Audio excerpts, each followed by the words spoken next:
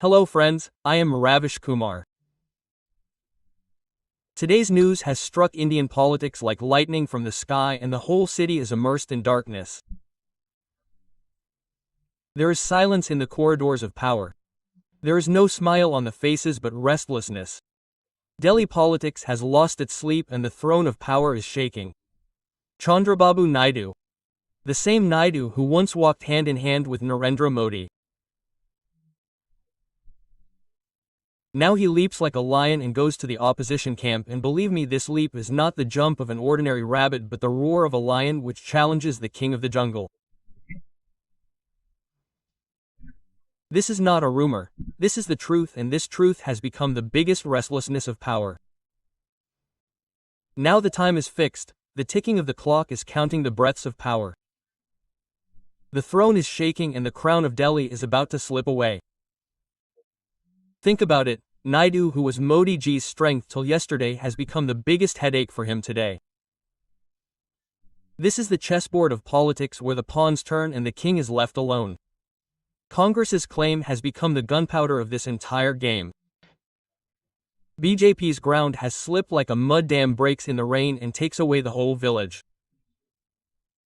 Modi ji had said that good days will come. The public is asking, for whom have they come? Because good days have never come for the public. But now Modi ji's bad days have started. And these are so dangerous that no matter how many tricks you use, no matter how many conspiracies you make, it is difficult to get out of them. Rahul Gandhi accused BJP of vote theft and the temperature of politics became like boiling water. Meanwhile, Jagan Mohan Reddy made it clear that Chandrababu Naidu is now with the India alliance. Now think, if this is true, then this is the biggest crisis for Modi ji. You must have heard the example of a horse in politics.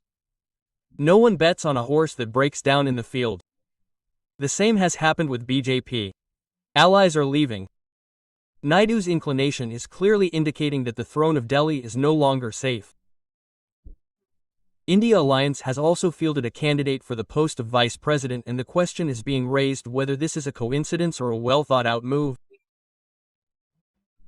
Has Naidu really broken ties with Modi ji and joined hands with the opposition? The foundation of Delhi's power is now shaking from Andhra Pradesh. And remember, when Andhra's politics takes a turn, its echo is heard across the country. Now Andhra's politics has become the axis of India alliance. And if this axis turns, history will be a witness. Modi ji's chair, which he worked day and night to save, will break. Friends, this is a decisive turning point in politics. The game of power is changing. The question is just this. Will the throne remain on Modi ji's head or will the crown slip into someone else's hands? The name that India Alliance has announced for the post of Vice President is V. Sudarshan Reddy, former Supreme Court judge, former Chief Justice of Andhra Pradesh High Court and Goa's first Lokayukta, i.e. clean image, another name for honesty and trust, and the most important thing is that Naidu's consent is being said to be behind this name. Luchan's media claims that Rahul Gandhi and his colleagues are now getting Naidu's support. Telangana Chief Minister Ravint Reddy has been given the responsibility of direct talks with Naidu. This means that the game is no longer limited to Andhra but the whole of South India is preparing to stand like a pole. Remember, recently Jagan Mohan Reddy had said that there is a setting going on between Naidu and Rahul Gandhi. At that time, it was laughed off as a rhetoric of the opposition. But now the same allegation seems to be turning into reality. Congress spokesperson Surendra Rajput also said that the name of V. Sudarshan Reddy has been finalized with the consent of Naidu. This means that this is not a rumor but the truth on the ground. This news has created a storm on social media as well. A user wrote, "Big breaking. Sudarshan Reddy, a former Supreme Court judge, has been made the candidate for the post of Vice President by India Alliance. This is a master stroke by Rahul Gandhi. Political experts are calling it the biggest strategy of South India. The reason is clear that Nada had tried to put pressure on DMK by fielding its candidate from Tamil Nadu. In response to this, India Alliance has made a move to pull both Naidu and Jagan Mohan Reddy towards the opposition by fielding a candidate from Andhra. This means that now this fight is not North versus South, but the entire South is standing as a front. And if this alliance becomes strong, then the chair of power in Delhi will not remain without shaking. History testifies that Naidu always chooses the boat that goes to the shore. In 2014, he was with the Modi wave. By 2018, he leaned towards the opposition. After 2019, sometimes criticism, sometimes support, sometimes distance, that is, Naidu has always molded politics according to the opportunity and environment. This is the reason that today if Naidu is indicating to stand on the side of the opposition, then its meaning is clear. He feels that Modi ji's boat is now sinking. BJP and Nada always considered the vice president election as a formality. They were sure that the numbers are so strong that no matter what the opposition does, the result will be what BJP wants. But now the picture has changed. If Naidu goes with the opposition, it will not be just an electoral defeat. It will be a symbolic setback. It will send a message that Modi is not invincible. The opposition also has strength, and if it unites, it can win. This fear is keeping BJP leaders awake. Symbols matter a lot in politics. The election of the vice president may not seem directly related to the public, but it can become a platform to show the strength of the opposition. And if the message goes out that South India stands with the opposition, then the balance of Delhi politics is bound to be shaken. Today, this is the topic of discussion from Delhi to Chennai and Hyderabad. Has Naidu really turned his back? If yes, then the journey to Modi ji's throne is not going to be easy but very difficult.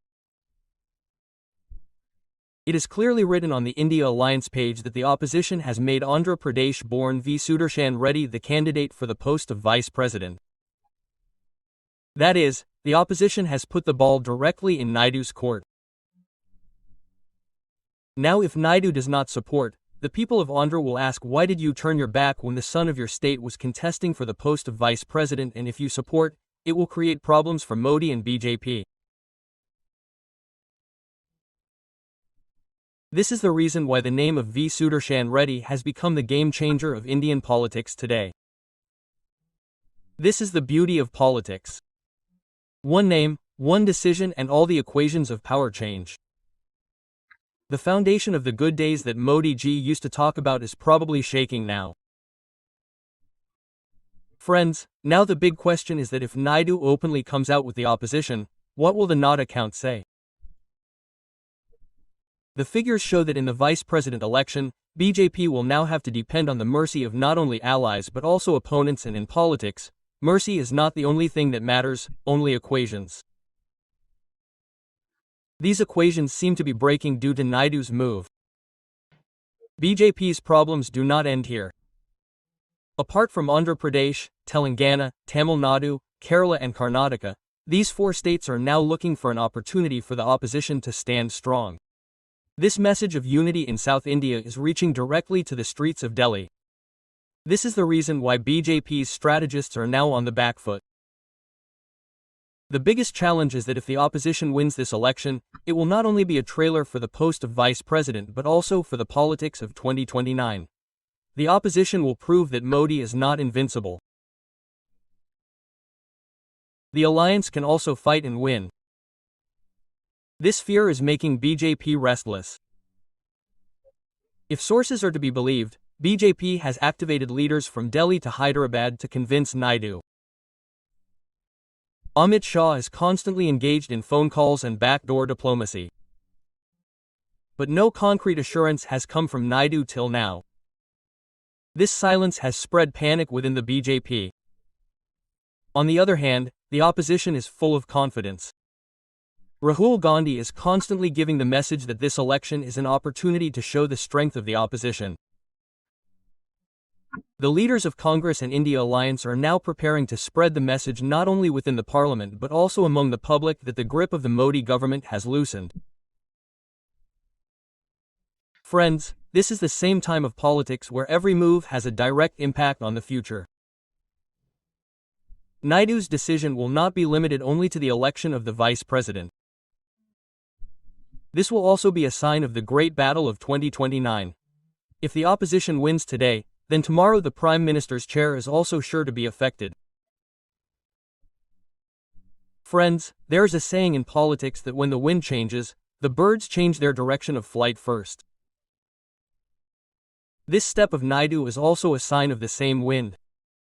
This political storm that arose from South India is now affecting the land of North India as well. Opposition parties in states like Bihar and Jharkhand have become more aggressive with this news. BJP is now facing a double challenge. On one hand, the trust of the allies is breaking. On the other hand, the message is going among the public that the Modi government no longer has as much power as it used to have earlier. This is the reason why the market of rumors is hot in the corridors of power in Delhi. Some are afraid of cross-voting. Some are afraid that the NDA family may disintegrate. Experts believe that the election of the vice president is no longer just a process within the parliament, but it has become a symbol that determines the direction of the country's politics. If the opposition takes the lead here, then in every upcoming state election, BJP will have to face the question that when your grip has become weak in parliamentary politics, then how will you survive in national politics? Voices of dissent are being raised within BJP as well. Some MPs say that the party should have communicated more with allies, but the government's strict style further spoiled the relationship. This dissatisfaction can now create problems at the time of voting. Here, the strategy of the opposition is clear. It has to make Naidu not only an ally but also a face. The entire South India should stand like a front by taking the politics of Andhra Pradesh as a base. This is the goal of the opposition. And if this strategy succeeds, then it will be the biggest blow to the Modi government so far. Remember friends, politics is not just a game of numbers. It is also a game of perception and message. If the opposition creates the perception that the Modi government is no longer invincible, then BJP will have to face difficulties in every state in the upcoming Lok Sabha elections. Friends, the inside news is also that Amit Shah and the top leadership of BJP have taken this entire incident as a political earthquake. The duo of PM Modi and Shah usually turns every crisis into an opportunity. But this time the situation is different. The reason is that Naidu's decision is not just about one vote but is an indication of the mood of the entire South India. Sources say that BJP has started emergency meetings to convince its trusted allies. Every MP is being monitored. Sources say that every vote is being counted to tell you who is an MP. Even some MPs have been kept in Delhi so that no cross-voting takes place. But friends, locks and guards in politics cannot stop votes. If the mind has changed, there is no big opportunity. If we have to keep democracy alive, then we will have to ask questions. We will have to raise our voice. Otherwise tomorrow anyone's house can collapse. Anyone's life can be ruined. If you believe that it is important to save democracy, if you believe that the Constitution is our biggest strength, then spread this message. Raise this question among your friends, family and society that will the government ever be accountable? This fight is not just of up. This is of the whole of India. And as long as the Constitution is alive, democracy will remain alive. So friends, see you in the next video with another new question, another new truth and another new reality. Till then think on whose house the bulldozer will run and who will the court put in the dock next time. Friends, this decision of the court is not just a ban on the bulldozer. It is a direct ban on the arrogance of power. Think about it, when the government starts believing that it is the law, then democracy is in danger. The court has given a clear message that no matter how powerful the government is, the Constitution is always bigger. But the real question is whether our leaders will understand this message, or will they find new ways to bypass the Constitution? Because the history of Indian politics says that whenever the court has tried to rein in the power has found new ways. This is what happened during the emergency, and the same game is going on even today. Imagine if tomorrow the government says that we are against the criminals, then the public claps. But who will decide who is a criminal? Government, police, or court?